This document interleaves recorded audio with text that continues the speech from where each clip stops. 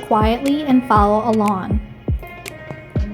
At any point, click the pause button to catch up or take a break. Here is my 2 swatches of dyed fabric. I have the snakeskin for this example and what I call like the little firework or scrunch. We're gonna be making drawstring bags, and first we need to pin our fabric, and we're gonna be working with each fabric piece separately for this part. I'm gonna start with this piece right here, and what you need to do is, now a pin is a handy tool. It's like a little nail, it looks like, but it holds the fabric in place. What you want to do is, we're going to be creating the spot where our actual string goes through. It's almost forming like a tunnel, and you're going to fold your fabric. It's about the width of your thumb, a little bit more, over, just like this. You're going to try to get as straight as you possibly can and fold it down. Now my swatch, because we dyed it, the fabric kind of warped, and that's okay. So I'm going to try to do my very best to get it all straight. And you know what, you could always rotate your fabric. See how warped my fabric is? It's all good. We're going to work with it. Here we go. Now to pin, we're going to put the pins going just in like that, and then point up towards the sky or towards the ceiling. This is an example of a really good pin. We're going to go all the way across and space them out. Here's an example of a bad pin job. It's like so tiny, it barely holds any fabric. Okay, we still have a good amount of the pin left. And then here's an example of another bad job, where sometimes students, or people who are new to sewing, do it too much. Now if I go to move and stretch out this fabric, the pin might pop out. So you're gonna wanna get it just into the center of the pin and the majority of it. And you can kind of see how much spacing I have here as well. For this particular swatch, which is 8 inches by 8 inches, I'm just gonna be using 3 pins. That should be enough to keep them in the place towards the end and the center, okay? Awesome. Okay, now we need to do it to the other swatch. Same thing, fold down. I like to give it a little press, and I turn my fabric. And did you notice last time, artists, all my pins went the same way? It makes it much easier when you're gonna be hand sewing as well. So here we go. My one in the middle, and they does not need to be perfectly in the middle. Remember, these pins are just holding our fabric in place. They're just helping us, so it doesn't need to be perfect. As you sew, we'll be able to remove them. Here we go. There are my 2 swatches. Now, we're gonna actually begin sewing across those pins. Here's what we're gonna do. I'm gonna start with this one since it's right here. I have my needle ready with some thread, and I'm using yellow as kind of a contrast so you'll be able to see where I'm sewing. Now, where the pins are, when you can see like the flap over on the side of the fabric, that's gonna be the inside of my bag. So that way you won't be able to see it on the outside. You as the artist wanna make it look nice and pretty as possible, like almost professional. Okay, so that being said, I'm gonna insert my needle on the inside so that way my knot is not gonna be showing with the end of my thread. There we go. Now for this bag, we're just doing the running stitch. The running stitch is gonna go just simply up and down across about where our pins are. And I almost refer to this like we're gonna be sewing kind of like a dolphin, up and down, up and down. And you'll see in a moment here exactly how big are my stitches. Now artists, you're making a bag, so every part of this project has to be sewn very well. You don't want any holes or any areas of caution where it could come apart. Okay, I'm gonna pause here, and I can actually remove my pin because I have stitches there to hold it. Those are about the size of my stitches, and we're gonna go all the way across.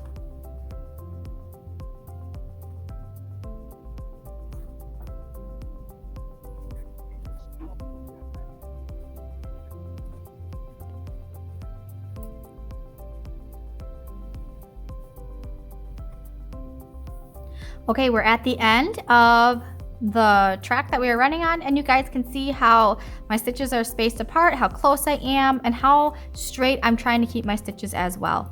I'm just gonna do a knot to secure it and then tie it off.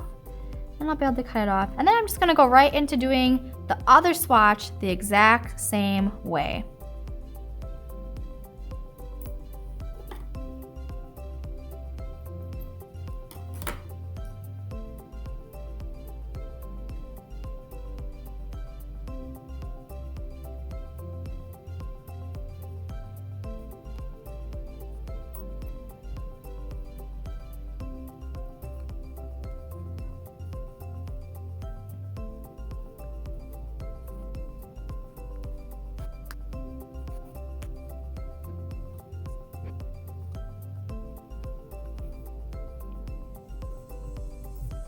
All right, here are my two swatches. We're gonna go back to pinning because now we're gonna be putting them together to make our bag. As remember, this side was technically the inside, so this is gonna be the weird part, but you gotta trust me in this.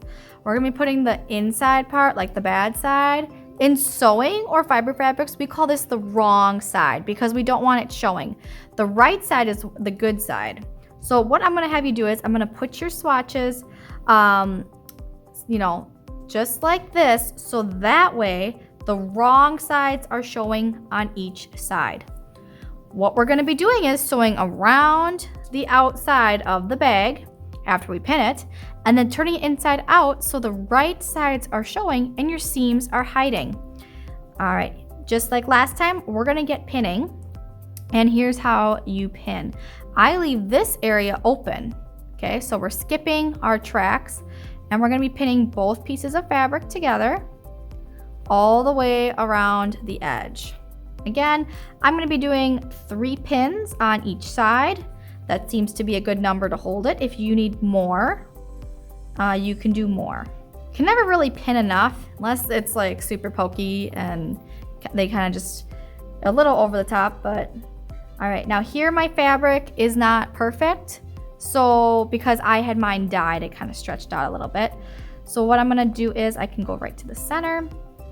I'm gonna be sewing and pinning where there are 2 pieces of fabric. So I'm not gonna be sewing here. I'm gonna be sewing to make sure that I go through both pieces.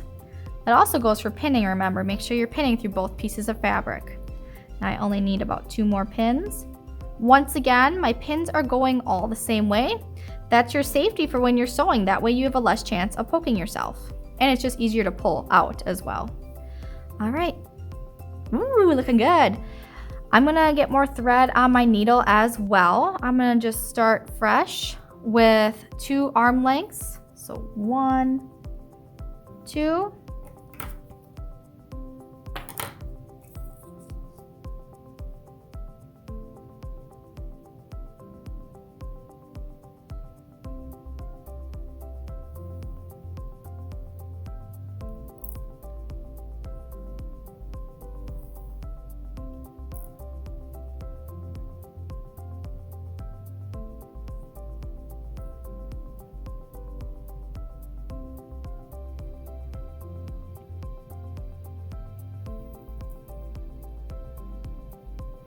Okay, here we go. Now I'm going to insert my needle, and I'm going to continue using the running stitch all the way around, keeping it a little space from the edge, like about 1/4 inch. And also my stitches are going to be about that big as well, okay? And then making sure I go through the fabric where there's 2 pieces. So if there's not a piece, I'm just going to simply move a little bit more towards the inside. So this way. And try your best to keep it a square or a rectangle shape for this part. There we go.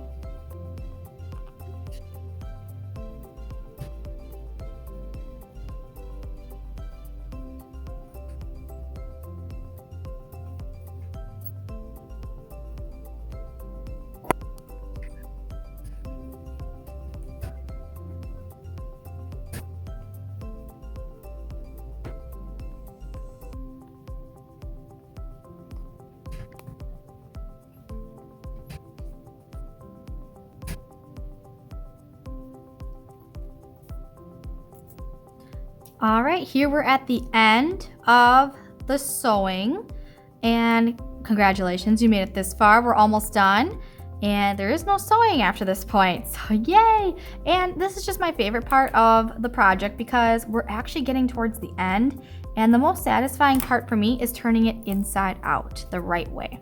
And we get to also insert, I'm using a shoelace as kind of the drawstring. It's really nice because when we feed it through, it has the plastic end on it, so it's easy just to kind of keep it going. But here we're gonna be turning it right side out. Here we go. When I do this, I just be very careful because you just did all those stitches. Just be a little gentle with it. And I run my fingers along the seam to make sure the fabric is fully turned out. And I'm maximizing the space in my bag when I do that. Awesome job. And then here's where we're gonna insert the drawstring. We're gonna go right in between on that track. And this might take some time to get some practice going, but this is what I do. I use my thumb to push it, and I use my fingers just to kind of pull the fabric and scrunch it on the plastic portion of that shoelace. Now, there comes to a point where it gets too hard to scrunch or I run out of space. So then I pinch the shoelace where it's hard, and then I pull the rest of the fabric, and you'll see that it pulled the shoelace through and how far I am. Here we go again. I might be able to make it all the way to the end this time. Come on. Yes. And pull through. Great. Let's double check here. Looks good. All right. Now, you can have, sometimes artists make like a double drawstring so that way they have longer string, so they'll do another shoelace on the other side. We're doing one shoelace, so a one drawstring. So we're gonna flip over and take the end on this side and go back through the other tunnel, kind of the same way. So here we go. I'm gonna get that shoelace in that hole. There you go. And here I go again. I'm doing the scrunch method and pulling. Get as far as you can. Maybe we can get it the whole way. Let's see if Miss Dykeman can do it. Oh, it's getting very, very hard. I can't quite make it. That's okay. See how long? Made it most of the way. And then, boop, there it is. Pull it through. And then I pull it so that way my shoelaces are even. And there you go. You have finished your drawstring bag with shoelaces. Now if you pull it tight, it scrunches the top. And the shoelace has really good grip, so that way it kind of stays shut. And then you can unopen it again. Now the shoelace part on the end, sometimes you can tie a knot on the end here for decoration, or you could add beads, whatever you really like to do for your project. All right, thank you so much for watching. Happy creating, and congratulations on creating a functional piece of art.